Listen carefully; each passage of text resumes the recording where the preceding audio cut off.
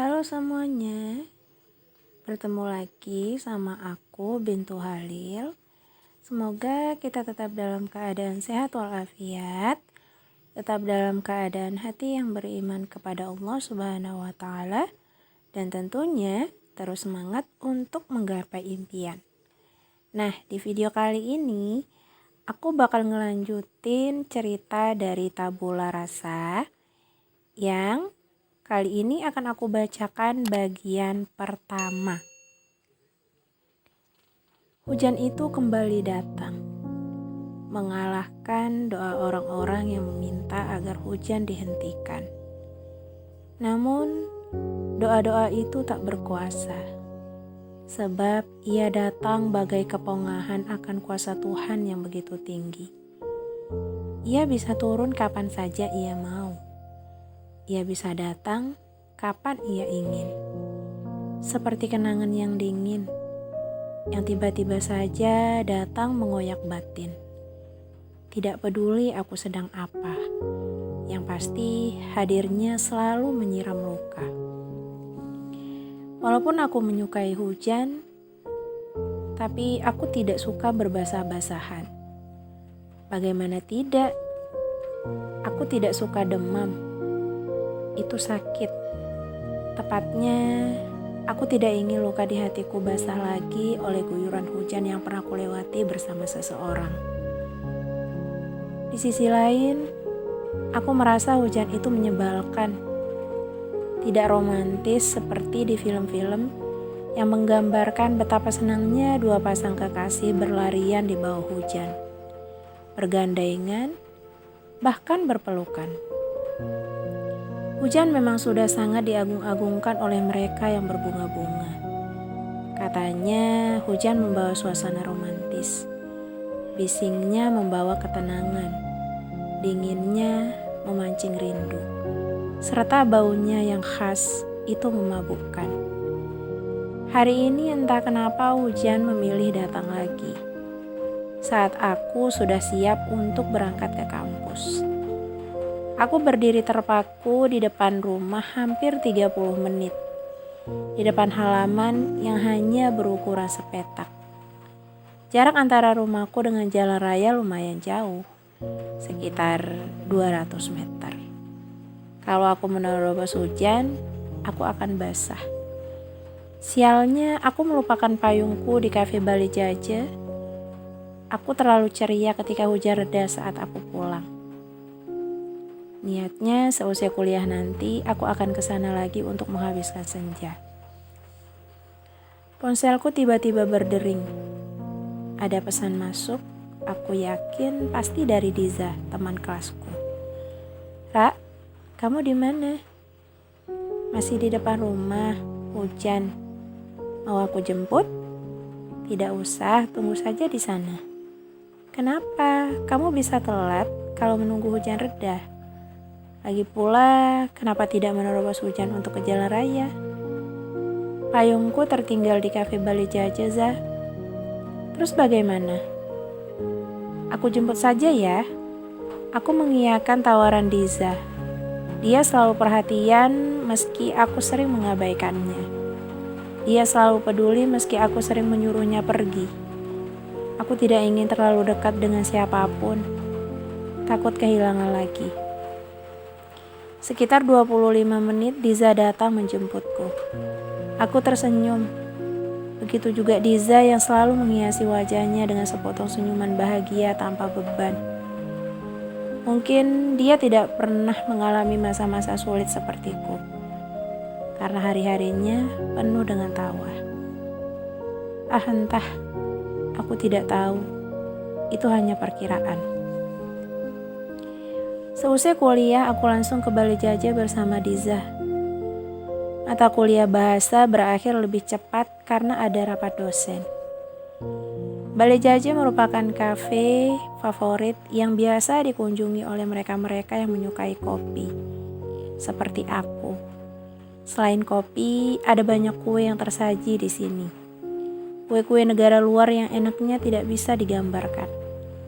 Namun, Aku lebih suka fortune cookies, kue keberuntungan yang katanya bisa mengubah hidup. Aku sih tidak percaya. Hidup akan berubah kalau seseorang mau mengubahnya. Tergantung tekad dan usaha orang itu. Aku bukannya tak mau membuka hidup yang baru, tapi ketakutan terlalu besar daripada keinginanku sendiri. Aku sendiri tidak mampu berdiri. Aku butuh seseorang, tapi aku belum mau menerima orang baru. Entah, aku tidak punya arah. Haha, kamu suka fortuner cookies ya, Ra? Entah Diza meledekku atau bagaimana. Kenapa? Kamu tidak suka? Aku lebih suka kata-katanya daripada rasanya sih. Jawabku jujur. Karena memang begitulah kenyataannya. Yang ku cari dari fortuner cookies adalah kata-kata yang tertulis di dalamnya. Kalau kamu mau, kamu bisa baca di Google atau di novel-novel, Ra. Kata-kata romantis dan bijak sudah biasa ditemukan di mana-mana. Tapi aku lebih suka kata-kata di kue ini, Zah. Simple. Diza tersenyum. Kamu benar-benar menyukainya, Ra? Iya, menurutmu aneh? Tidak juga. Aku pikir kamu hanya suka sendirian bersama sepi. Diza tertawa garing. Aku yakin dia sedang memancingku untuk bersikap santai, tidak kaku. Sudah ku bilang kan, aku hanya suka kata-katanya. Diza mengangguk. Kamu mau tahu siapa yang menulis kata-kata untukku itu? Emangnya penting untuk tahu siapa penulisnya? Kamu harus tahu, Ra. Dia tampan. Kamu pasti suka. Diza mendekatkan wajahnya, ingin berbisik. Kamu pikir, kenapa banyak wanita-wanita yang kesini? Itu karena pemilik kafe ini tampan. Dia yang mereka incar. Terserah, aku tidak peduli. Jawabku datar sambil mengambil satu fortuner cookies. Aku tidak sabar ingin membaca tulisan di dalamnya. Kemarin aku mencatat 10 kata-kata yang aku dapat di buku diary. Karena belum tahu siapa penulisnya, aku memberi nama anonim di bawahnya. Awas saja kalau kamu jatuh hati, Ra. Tidak ada yang bisa menolak pesonanya. Andai saja aku dan Disman tidak pacaran, sudah kudekati dia. Diza tertawa seolah hanya ada kami di kafe itu. Sementara orang-orang sekitar mengerling heran. Kalau Disman dengar, dia bisa cemburu buta. Kamu bisa repot, Za. Jadi jangan bicara aneh-aneh, aku menasihati. Banyak yang iri pada Diza. Dia memiliki Disman, laki-laki yang sangat mencintainya. Saking cintanya, dia akan menghajar nama-nama lelaki yang terucap dari bibir Diza. Dia pencemburu, tidak suka bila Diza menyebut nama lelaki lain. Meski caranya berlebihan, tapi Diza beruntung. Disman berani melindunginya. Dia tidak akan dengar, Ra. Kamu lupa ya, Disman sudah pindah keluar kota untuk kuliah bisnis.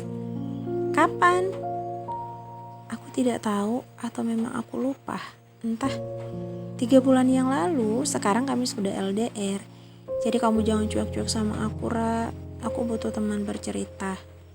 Aku menatap Diza, dari matanya terpancar kesungguhan. Aku jadi merasa bersalah kalau mengingat perlakuanku selama ini padanya. Maaf. Keadaan tiba-tiba hening. Hanya rintik hujan yang terdengar berjatuhan, mematuk-matuk jendela di dekat kami. Setelah beberapa saat, Diza tertawa, mencairkan suasana. Janji ya, jangan jauhi aku lagi. Aku mengangguk, tersenyum. Ada kelegaan di dasar hati setelah itu. Kadang aku ingin membuka diri untuk orang lain, terutama pada Diza. Tapi setiap keinginan itu datang, rasa takut langsung menyergap. Tidak mengizinkan aku melangkah keluar dari lingkaran yang selama ini mengurungku. Kehilangan. Ra, baca dong kertas yang kamu dapat. Aku mau tahu. Diza juga membuka kue dan mengambil kertas yang terselip di dalamnya. Apa aku dulu yang baca? Tanyanya kemudian. Aku mengangguk saja. Kalau kita bertemu, apa kau akan jatuh cinta? Diza membaca kertas mungil berwarna putih yang dipegangnya. Aku tersenyum dalam hati. Untuk kesekian kalinya aku mengagumi penulis kertas itu. Entah, aku begitu menyukai kata-katanya. Seperti tengah menggodaku untuk pelan-pelan merajut penasaran agar ingin bertemu dia. Padahal kata-kata itu pasti dibaca oleh pelanggan lain yang kebanyakan wanita. Menurutmu bagaimana, Ra? Bagaimana apanya? Kalau kamu bertemu penulis kertas ini, apa kamu akan jatuh cinta? Ah, kamu. Tidak mungkin. Aku tidak tahu dia siapa. Kenapa harus semudah itu untuk jatuh cinta? Ra, jangan remehkan pertemuan pertama. Sebab pertemuan pertama adalah kesempatan. Kalau kamu sampai kehilangan, kamu tidak akan bertemu dia lagi. Aku bergeming. Ucapan Diza benar-benar dalam, tepat mengenai ulu hati. Aku jadi teringat saat aku kehilangan sahabat terbaikku. Sahabat yang aku cintai sebagai seorang laki-laki. Dia pergi untuk selamanya. Sebelum aku mengatakan perasaan yang telah lama mereka untuk dia. Aku menyia-nyiakan setiap pertemuan dengan bungkam, tanpa berusaha menyinggung soal rasa itu secuil pun tidak. Setelah dia pergi, aku baru menyesal dan tersiksa sampai kini. Pertemuan pertama tidak selalu menyisakan rasa. Kadang ada perasaan yang tercipta karena kebersamaan dan kenyamanan. Tapi Ra, Diza meraih tanganku, menggenggamnya seolah sedang memberi semangat. Kita tidak pernah tahu kapan perpisahan itu mengganggu. Kita tidak tahu kapan jarak akan membentang luas, memisahkan kita dari orang tercinta. Jadi manfaatkanlah setiap pertemuan untuk mengungkapkan apa yang kamu rasa. Jangan takut, karena penyesalan lebih menyiksa kalau dia telah pergi tanpa tahu apa yang kamu rasa. Aku menyelam dalam mata Diza. Kulihat ada iba di sana. Dari mana gadis ini tahu kalau aku sedang tersiksa penyesalan? Kami memang berteman sejak SMA, tapi tidak dekat. Aku tidak pernah membicarakan apapun dengannya. Ra, lupakan masa lalu. Kamu harus terus berjalan untuk menjemput masa depan. Ada orang-orang baru yang akan bertemu denganmu. Jadi cobalah untuk membuka diri. Aku akan selalu membantumu, Ra. Hujan deras masih membungkus kota, disertai kilat-kilat yang bergemuruh. Rasanya aku ingin berlari keluar kemudian menangis di bawah ribuan hujan. Ra, lupakan Altan. Biarkan dia tenang di alam sana. Jangan menangisinya diam-diam. Jangan menyesali apa yang belum kamu katakan padanya.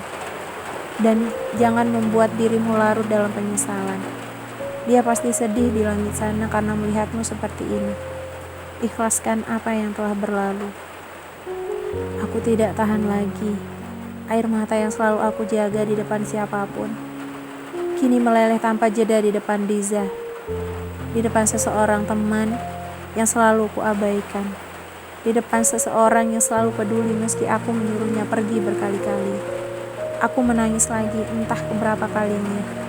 Kali ini bukan di dalam ruangan sempit dan gelap, namun di depan hujan yang sedang dinikmati banyak orang. Setidaknya aku lega. Ada seseorang yang benar-benar mengerti seperti Diza. Akan kukenalkan lelaki itu besok pagi, Ra. Jadi habisi air matamu sekarang, agar besok hanya senyuman manismu yang mengembang saat bertemu dengannya. Diza tersenyum lebar, tidak peduli dengan wajahku yang basah bercampur heran. Kamu tidak serius kan, Za? Aku tidak habis pikir bagaimana mungkin dia menyebut lelaki lain saat aku menangisi Altan. Ia juga yang telah mengingatkanku pada masa lalu hingga membuatku menangis tertahan seperti ini. Kamu terlalu rapuh, Ra. Diingatkan sedikit langsung menangis. Pokoknya hari ini adalah hari terakhir kamu menangisi Altan. Sudah saatnya kamu jatuh cinta lagi. Sial. Aku baru tahu kalau Diza punya sifat seenaknya begini. Tungguin lanjutannya di video selanjutnya ya. Jangan lupa like, komen, dan subscribe supaya channel ini terus berkembang dengan cerita-cerita terbaru. Bye!